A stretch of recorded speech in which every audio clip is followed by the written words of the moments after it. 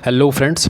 तो इस वीडियो को स्टार्ट करने से पहले कुछ इंपॉर्टेंट बातें एज़ यूजुअल कर लेते हैं। तो देखिए, ये वीडियो जो है वो आप 3 चैनल्स पे देख रहे होंगे, ठीक है।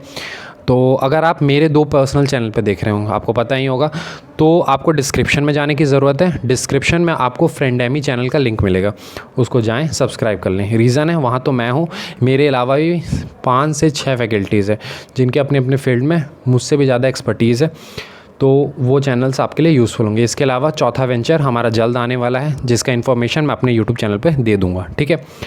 तो चलिए इस वीडियो को स्टार्ट करते हैं।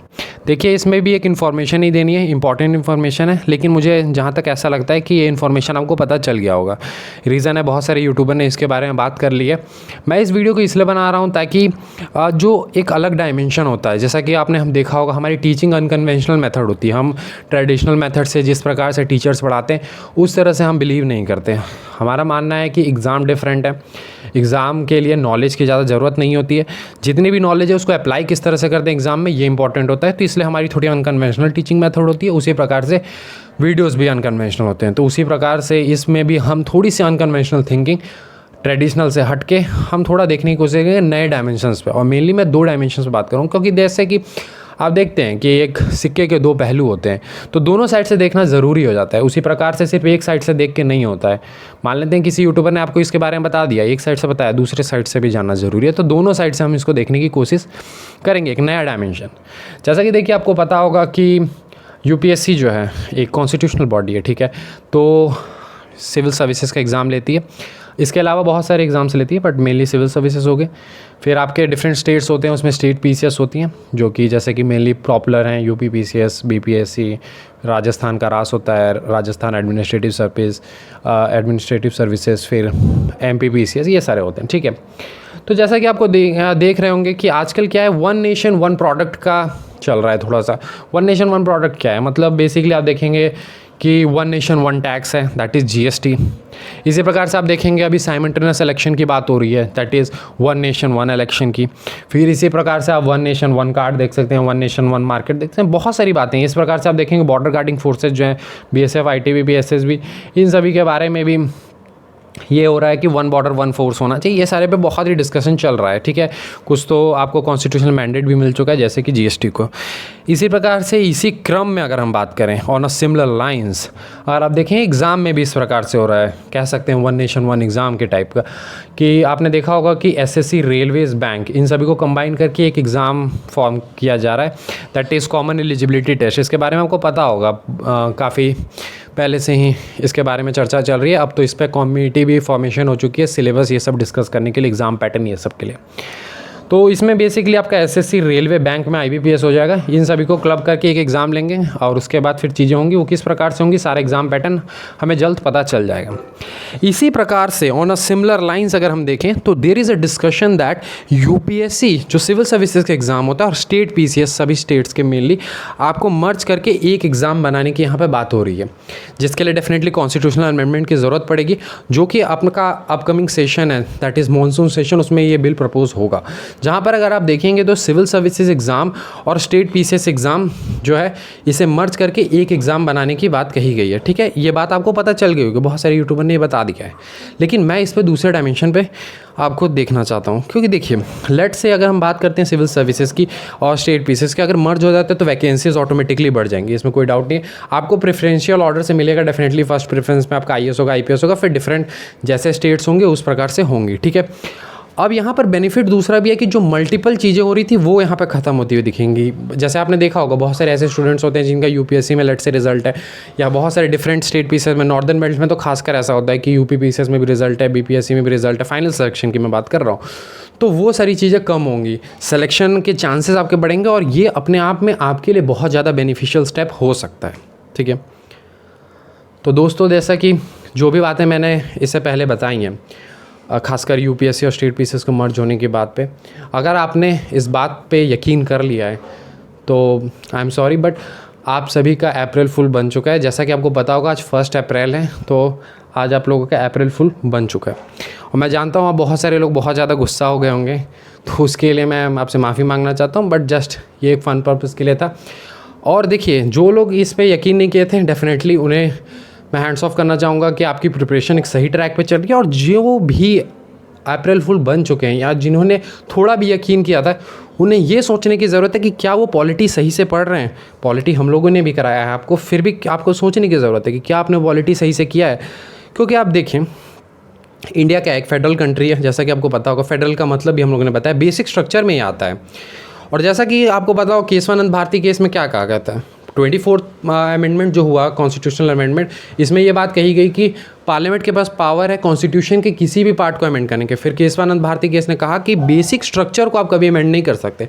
और आपको पता होगा कि एसआर बोमई केस 1994 में फेडरलिज्म को basic structure is what, foundation pillar of the constitution. Constitution किसी पिलर पर खड़ा है और उस पिलर की हम बात कर रहे हैं, तो क्या आप कभी पिलर को ब्रोक कर सकते हैं? कभी नहीं। उसी प्रकार से जब फेडरलिज्म का बेसिक कॉन्सेप्ट ही यही है कि डिफरेंस जो पावर है वो डिफरेंट होने चाहिए। स्टेट के अपने पावर्स होने चाहिए और स्टेट के अपने, जैसा कि आप 7th शेड्यूल में भी देख सकते हैं, यूनियन लिस्ट है, स्टेट लिस्ट है, कॉन्क्रीट लिस्ट है, इस प्रकार से हैं।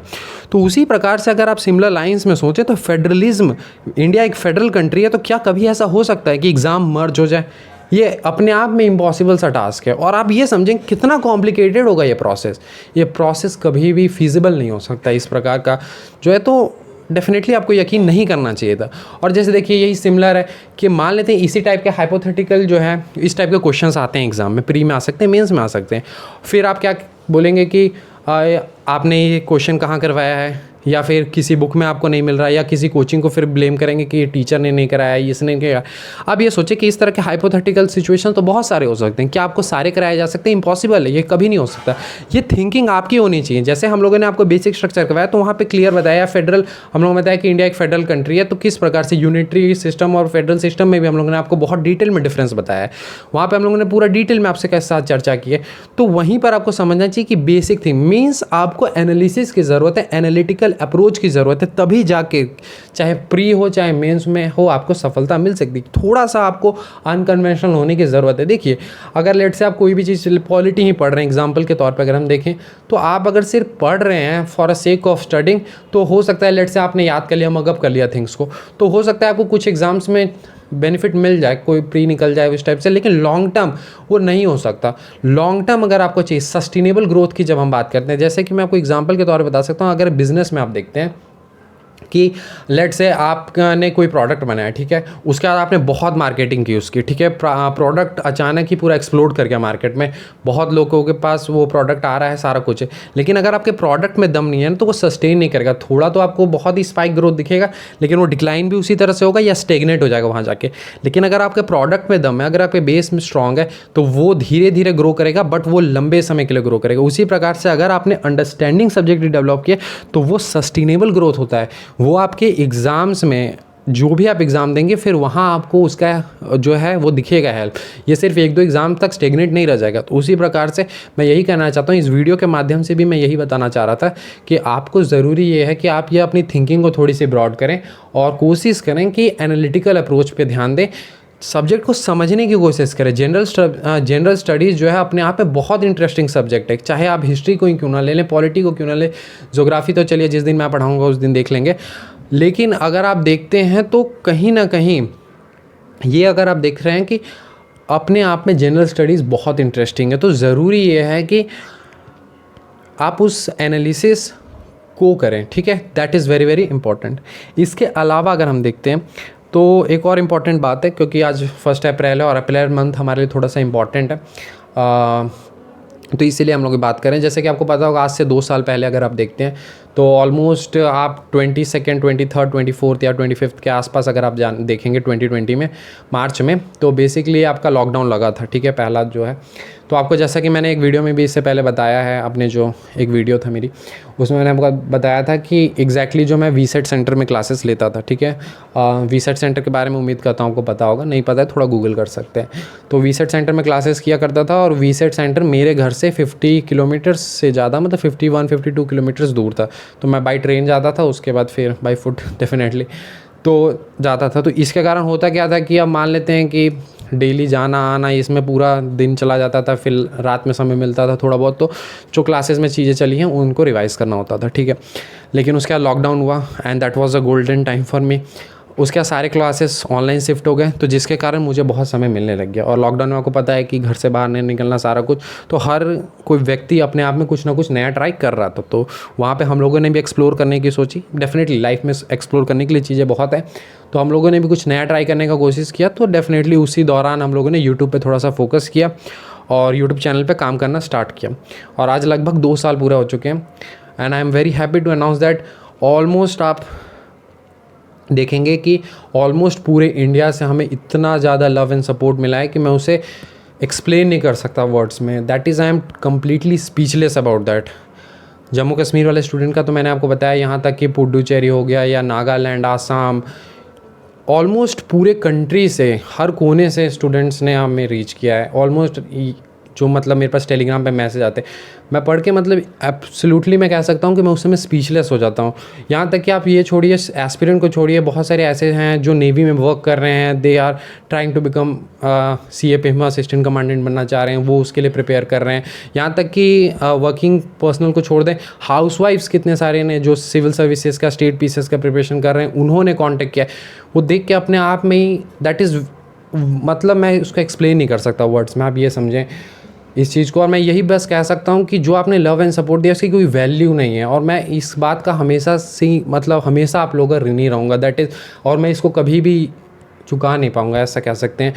तो मतलब मेरे पास इसके लिए वर्ड्स नहीं है कि मैं इसको किस प्रकार से एक्सप्लेन करूँ। मतलब ये 2 साल में बहुत ही ज़्यादा अच्छा आप लोग का रिस्पॉन्स रहा है, और बस मैं यही कह सकता हूँ कि हम लोग जिस प्रकार से हम अपने कंटेंट में बिलीव करते हैं, तो इसी प्रकार से हम अपने कंटेंट को ऑलवेज इनरिच करने की कोशिश करेंगे, ताकि आपको बेहतर और बेहतर कंटेंट दें। और कहीं ना कहीं यही एक मोटिवेशन फैक्टर है जिसके कारण हम वर्क कर पा रहे हैं, और आगे भी इसी प्रकार से वर्क करते रहेंगे। तो वीडियो एंड करने से पहले एक थोड़ा सा गोल्डन स्टेटमेंट हो जाए कि जैसा कि आपको पता होगा, आप किसी न किसी कॉम्पिटिटिव एग्ज़ाम की प्रिपरेशन कर रहे होंगे, और कॉम्पिटिटिव एग्ज़ाम्स में अगर आपको सफलता चाहिए तो नॉलेज से ज़्यादा इंपॉर्टेंट होती है, यानी नॉलेजेबल पर्सन होने की आपको ज़रूरत नहीं है, टैलेंटेड पर्सन होने की ज़रूरत है। और टैलेंट को नॉलेज के साथ कन्फ्यूज़ ना करें। नॉलेज लिमिटेड है तो भी चल जाएगा, टैलेंट होना चाहिए। और टैलेंट मेरे अनुसार से होता है that art of facing challenges and struggles. आप किस प्रकार से आपके सामने चैलेंजेस आएंगे, स्ट्रगल्स आएंगे, आप उस किस तरह से फेस कर रहे हैं। हो सकता है आपका कोई सब्जेक्ट वीक हो, आप उसको किस तरह से अप्रोच कर रहे हैं, वो बहुत इंपॉर्टेंट है। आज से अगर लेट से आप बात करेंगे 6 महीने 8 महीने पहले, environment and ecology one of the most difficult subject था मेरे लिए, but I kept on growing on that, और डेफिनेटली एक डिसेंट पोजीशन पे हूँ मैं। तो उसी प्रकार से अगर आप देखेंगे, अगर आप उन चैलेंजेस स्ट्रगल्स को फेस कर रहे हैं कॉन्टीन्यूसली, और आप इनोवेट कर रहे हैं कि किस प्रकार से इन चैलेंजेस स्ट्रगल से ओवरकम किया जाए, वो बहुत ज़रूरी होता है। और ये एटीट्यूड आपको किसी भी कॉम्पिटिटिव एग्जाम में सक्सेस दिला सकता है। नॉलेज तो सिर्फ एक इसका छोटा सा पार्ट है, एक छोटा डायमेंशन है। मैं आपके जो अपने CAPA पेपर 2 के क्लासेस लेता हूँ, वहाँ पे भी मैंने इस बात पे बहुत डिस्कशन किया कि कंटेंट पे वर्क करना है। डेफिनेटली कंटेंट नहीं रहेगा तो फिर तो दिक्कत ही है, लेकिन कंटेंट से ज़्यादा स्किल की ज़रूरत होती है। स्किल बहुत ज़रूरी है इस एग्ज़ाम में, किसी भी एग्ज़ाम का अगर आप प्रिपरेशन करें तो स्किल डेवलपमेंट पे भी वर्क करना चाहिए। ठीक है, तो मिलते हैं अगले लेक्चर में या फिर क्लास में या फिर कोई भी वीडियो में। ठीक है, so thank you and have a nice day friend.